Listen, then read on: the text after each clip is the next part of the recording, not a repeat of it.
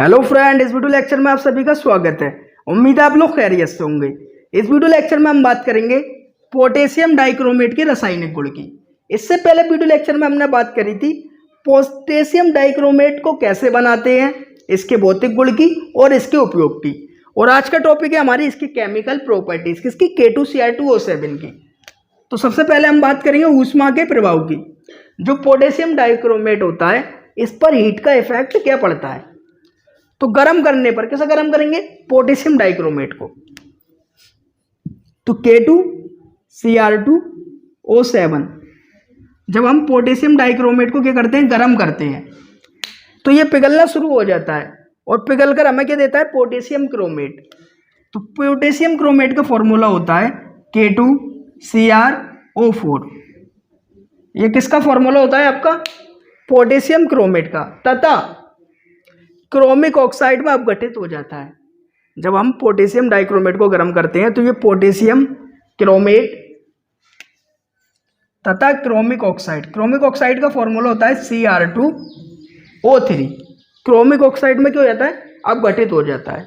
इसको बैलेंस कर लेते हैं। पोटेशियम डाइक्रोमेट के हम अणु लेते हैं चार अणु किसके बनते हैं, पोटेशियम क्रोमेट के, और क्या प्राप्त हो जाता है हमारा, क्रोमिक ऑक्साइड। अब इसको बैलेंस कर लें। क्रोमियम में कितने हैं, 4, और इधर कितने हैं, 4 दूनी 2 चौक 8, इधर 4 और इधर 8, तो इधर भी 8 होना चाहिए। अब इधर कितने हैं, 4 और 2 6 हो रहे हैं, तो 2 का गुणा इसमें कर दिया, 2 दूनी 4, तो क्रोमियम कितने हो गए, 8 हो गए। के यहाँ भी 8 है और यहाँ भी कितने, 8। अब ऑक्सीजन बैलेंस कर लेते हैं, तो कैलकुलेट कर लेते हैं। ऑक्सीजन 7 चौक 28, इधर ऑक्सीजन 28 है, इधर कितने, 4 चौक 16, 3 दूनी 6, टोटल इधर कितने हो रहे हैं, 22। तो इधर जो आपके ऑक्सीजन हो रहे हैं वो टोटल 22 हो रहे हैं, और इधर जो ऑक्सीजन आपके टोटल हो रहे हैं वो 28 हो रहे हैं। लेकिन हमारा जो समीकरण है बैलेंस कब होता है, दोनों और बराबर हो। तो इधर कितने ऑक्सीजन की कमी है, 6 की, तो यहाँ पर 3 अणु ऑक्सीजन गैस के निकल जाते हैं। तो ये अभी के लिए आपके समझ में आ गई होगी। ऊष्मा का प्रभाव क्या होता है जब हम पोटेशियम डाइक्रोमेट को गर्म करते हैं, तो ये आपका पोटेशियम क्रोमेट क्रोमिक ऑक्साइड में टूट जाता है। ठीक है, इसके बाद करते हैं हम ऑक्सीकारक गुण के। ये अम्लीय माध्यम में प्रबल ऑक्सीकारक का कार्य करता है। तो आपका जो पोटेशियम डाइक्रोमेट है, जब ये अम्ल से रिएक्शन करता है तो क्या करता है, प्रबल ऑक्सीकारक का कार्य करता है, क्योंकि ये नवजात ऑक्सीजन उत्पन्न करता है। नवजात ऑक्सीजन की पहचान क्या होती है, ऐसे करके आपका ब्रैकेट के अंदर ऑक्सीजन बंद होता है, जिसको हम बोलते हैं नवजात ऑक्सीजन। जो पोटेशियम डाइक्रोमेट है आपका K2Cr2O7, ये एक प्रबल ऑक्सीकारक होता है। जहां भी आपको ऑक्सीजन की कमी पड़े किसी भी रिएक्शन में, तो आप इससे ऑक्सीजन ले सकते हैं। इसके पास अनलिमिटेड ऑक्सीजन है, जितने आप चाहें उतने इससे ऑक्सीजन आप ले सकते हैं। ठीक है, तो K2Cr2O7, तो यहाँ तक ये बात कर रहे थे हम। ये अम्लीय माध्यम में प्रबल ऑक्सीकारक का कार्य करता है, क्योंकि ये नवजात ऑक्सीजन उत्पन्न करता है। अम्लीय माध्यम में मतलब अम्ल से रिएक्शन कर। तो ये आपका पोटेशियम डाइक्रोमेट है K2Cr2O7। अम्लीय माध्यम मतलब अम्ल H2SO4 से रिएक्शन करके ये क्या बनाता है, पहले K2SO4 बनाता है। K2SO4 का नाम होता है पोटेशियम सल्फेट। Cr2SO4 का होल थ्राइस बनाता है, इसका नाम है क्रोमियम सल्फेट। जल बनाता है। ये जो है ये कहलाते हैं आपके नवजात ऑक्सीजन। नवजात ऑक्सीजन ये होते हैं आपके नवजात ऑक्सीजन। तो जो पोटेशियम डाइक्रोमेट की अम्लीय माध्यम में रिएक्शन होती है, इसको आपको याद होना चाहिए। जो पोटेशियम डाइक्रोमेट है, अम्लीय माध्यम मतलब अम्ल से रिएक्शन कर पोटेशियम सल्फेट क्रोमियम सल्फेट बनाता है, और नवजात ऑक्सीजन आपके क्या करता है, छोड़ देता है। अब हम इसकी अम्लीय माध्यम में रिएक्शन देखते हैं, किसकी, पोटेशियम डाइक्रोमेट की।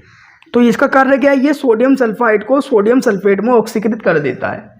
तो पेपर में जो उसके क्वेश्चन आएंगे इस टॉपिक से, पोटेशियम डाइक्रोमेट से, यानी कि अम्लीय माध्यम में कैसे रिएक्शन करता है और ऑक्सीजन छोड़कर जब ये किसी को देता है तो कैसे कंपाउंड को दूसरे कंपाउंड में चेंज कर देता है।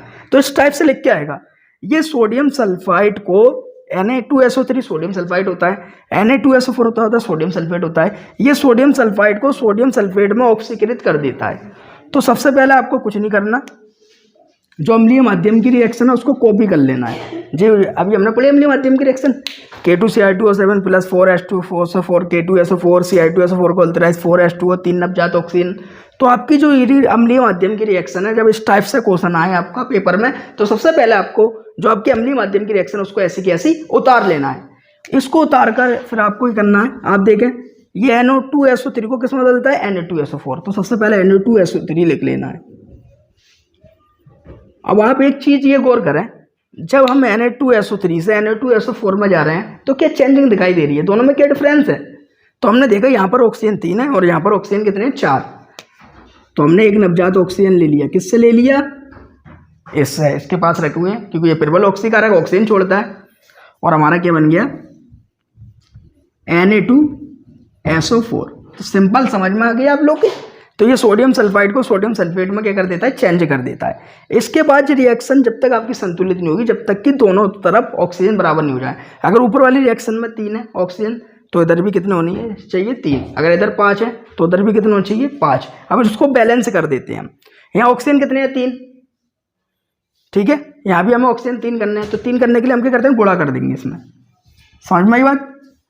ऊपर 3 है नवजात ऑक्सीजन, तो नीचे भी कितने ऑक्सीजन होने चाहिए, 3 होने चाहिए नवजात ऑक्सीजन। यानी कि हमारे नवजात ऑक्सीजन 3, तो इसलिए हमने क्या करा, यहाँ पर 3 का गुणा कर दिया। तो 3 का जो गुणा होगा वो पूरे समीकरण में होगा। तो जब हम इसमें पूरे में 3 का गुणा करेंगे तो यहाँ पर क्या हो जाएगा, 3Na2SO4 हो जाएगा। और यहाँ पर हमारे नवजात ऑक्सीजन कितने हो जाएंगे, 3 नवजात ऑक्सीजन हो जाएंगे और 3Na2SO4 यानी 3 अणु किसको हो जाएंगे, सोडियम सल्फेट के। इतना करने के बाद आपको क्या करना है, इधर लाइन खींच देनी है, जोड़ तो आप लोगों को आते ही है। एरो की जो इधर साइड के हैं उनको इधर जोड़ के लिख देना है, और एरो की इधर साइड के हैं उनको इधर जोड़ के लिख देना है। तो इधर से शुरू करते हैं। इधर सबसे पहले क्या है, K2Cr2O7। तो सबसे पहले आपने क्या लिख लिया, K2Cr2O7। उसके बाद क्या है, 4H2SO4। तो प्लस लगा के आपको क्या लिख देना है, प्लस 4H2SO4। फिर इसके बाद नीचे वाले आ जाए, नीचे क्या है, 3Na2SO4, फिर 3Na2SO3। तो फिर नीचे क्या है, 3Na2SO3, उसे लिख लिया। फिर नवजात ऑक्सीजन उसे लिख लें, प्लस 3 नवजात ऑक्सीजन। फिर एरो का एरो लगा दिया। तो करना कुछ नहीं है, जो एरो की आपके इधर साइड के उनको इधर लिख लेना है, और जो इधर है उनको इधर लिख लेना है, आपको कुछ नहीं करना। इसके बाद फिर इधर क्या है, K2SO4। तो सबसे पहले K2SO4 लिख लें, प्लस Cr2SO4 का होल 23 प्लस 4H2O। फिर इधर आ जाए, इधर क्या है, 3Na2SO4 प्लस 3Na2SO4 प्लस 3 नवजात ऑक्सीजन, ठीक है। तो इधर आपका क्या था, इधर जो आपके अभिकारक थे आपने इधर लिख लिए, और इधर जो आपको उत्पाद थे आपने इधर लिख लिए। लेकिन आपने देखा तो एरो जो होता है, एरो हमारा इक्वल के बराबर होता है। किसको होता है, इक्वल। आपने मैथ तो पढ़ी होगी, ऐसे इधर लिखा है 5 = 5। तो आप कैसे लिख सकते हैं, 5 - 5 = 0। बराबर क्या आ जाएगा, 0 = 0। इतनी बात क्लियर। इसी तरीके से यहाँ पर 3 नवजात ऑक्सीजन है। अगर 3 नवजात ऑक्सीजन इधर प्लस के इधर उठा के ले आऊंगा तो किसको होंगे, माइनस के। तो माइनस के 3 नवजात ऑक्सीजन प्लस के 3 के होंगे, कैंसिल हो जाएंगे। तो कहने का मतलब यह ऑक्सीजन हम बराबर इसलिए करते हैं कि ऑक्सीजन कैंसिल हो जाए। तो यहाँ के 3 नवजात ऑक्सीजन हटा देंगे हम, क्योंकि इधर भी 3 है और इधर भी 3 है। और अगर और कोई होता है एक साथ तो उसको भी जोड़ घटा लेते, लेकिन कोई एक साथ नहीं है। ये आपका समीकरण क्या हो गया, संतुलित हो गया। इसका आप स्क्रीनशॉट लें। इसके बाद 1-2 एग्जाम्पल और करते हैं। अब बात करते हैं हम अपने नेक्स्ट क्वेश्चन की। ये H2S को सल्फर में ऑक्सीकृत कर देता है। कौन कर देता है, पोटेशियम डाइक्रोमेट। तो पोटेशियम डाइक्रोमेट H2S को किस में ऑक्सीकृत कर देता है, सल्फर में। H2S का नाम है हाइड्रोजन सल्फाइड, हाइड्रोजन सल्फाइड। और S का नाम क्या है, सल्फर। तो ये करता है आपका हाइड्रोजन सल्फाइड को सल्फर में ऑक्सीकृत कर देता है। तो सबसे पहले आपको H2S लिख लेना है। तो सबसे पहले आपको क्या लिखना है, अम्लीय माध्यम की रिएक्शन। तो अम्लीय माध्यम की रिएक्शन तो आपकी लिखी हुई है। H2S को किस में बदल देता है, सल्फर में। एक नवजात ऑक्सीजन ले लेना है, H2O बन जाएगा और सल्फर क्या हो जाएगा, ऑक्सीकृत हो जाएगा। अब आपको पता है हम आगे स्टेप कब बढ़ाते हैं, जब दोनों तरफ ऑक्सीजन बराबर हो जाए नवजात ऑक्सीजन। अगर उधर 3 है तो इधर भी 3 करना है। तो इस पूरे समीकरण में हमने क्या करा, 3 का गुणा कर दिया, 3 का गुणा कर दिया। और फिर क्या करेंगे, जो इधर अभिकारक है उनको इधर जोड़ के लिख देंगे, जो इधर उत्पाद है उनको इधर जोड़ के लिख देंगे। तो इधर क्या है, K2Cr2O7 इसको लिख लिया, प्लस 4H2SO4 ये लिख लिया। अब 3 का गुणा पूरे में हो रहा है तो 3 का गुणा H2S में होगा, प्लस 3H2S प्लस 3 नवजात ऑक्सीजन एरो। अब जो आपके अभी उत्पाद लेके इनको उतार लो, K2SO4 प्लस Cr2SO4 का होल 23 प्लस 4H2O। अब नीचे आ जाए, इसमें भी 3 का गुणा होगा, प्लस 3H2O, 3 का गुणा सल्फर में भी होगा, प्लस 3 सल्फर। 3 नवजात ऑक्सीजन उनको लिख लीजिए। इसके बाद हम क्या करेंगे, इधर देखा, इधर भी 3 नवजात ऑक्सीजन, इधर भी 3 नवजात ऑक्सीजन, दोनों तरफ बराबर है तो नवजात ऑक्सीजन के हो जाएंगे आपके कैंसिल हो जाएंगे। इसके बाद ये देख लें दोनों तरफ कोई चीज़ समान तो नहीं है, अगर समान है तो जोड़ के लिख दें, ये भी अलग है, ये भी अलग है, ये भी अलग है, ये भी अलग है, ये भी अलग है आपका। लेकिन यहाँ पर 4H2 है, यहाँ पर 3H2 है, तो टोटल कितना हो जाएगा 7H2O। तो आप टोटल क्या लिख देंगे 7H2O और प्लस 3 सल्फर। ये समीकरण क्या हो गया आपका, बैलेंस हो गया। अब इसके बाद करते हैं हम तीसरा वाला क्वेश्चन। ये एथिल अल्कोहल, तो एथिल अल्कोहल क्या होता है आपका, एथिल अल्कोहल होता है आपका CH3CH2OH। ये क्या होता है आपका एथिल अल्कोहल। एथिल अल्कोहल को किस में बदल देता है, एसीटैल्डिहाइड में। तो एसीटैल्डिहाइड का फॉर्मूला होता है CH3CHO।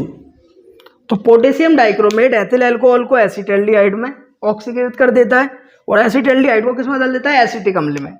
एसिटिक अम्ल क्या होता है CH3COOH। तो सबसे पहले आपको क्या करना है, अम्लीय माध्यम की रिएक्शन लिख लेना है।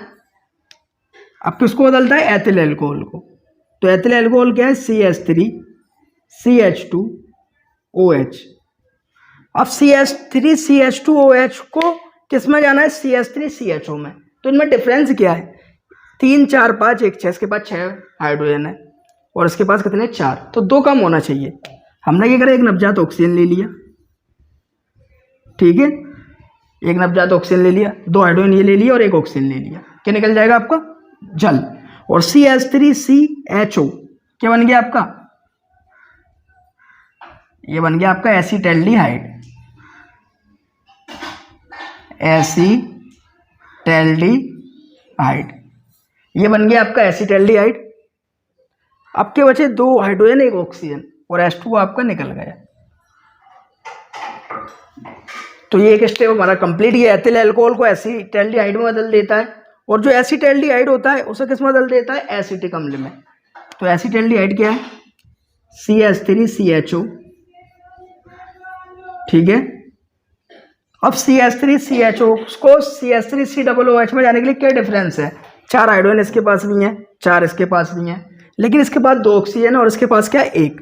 तो एक नवजात ऑक्सीजन और ले लिया हमने और क्या बना दिया CH3COOH। इसका नाम क्या होता है आपका एसिटिक अम्ल।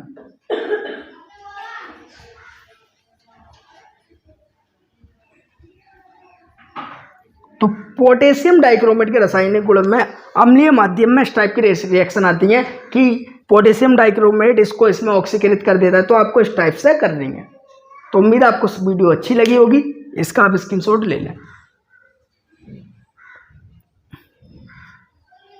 उम्मीद है आपको वीडियो अच्छी लगी होगी। वीडियो अच्छी लगी तो वीडियो को लाइक करें और हमारे चैनल को सब्सक्राइब करना ना भूलें। फिर मिलते हैं किसी और वीडियो में। Thank you watching the video.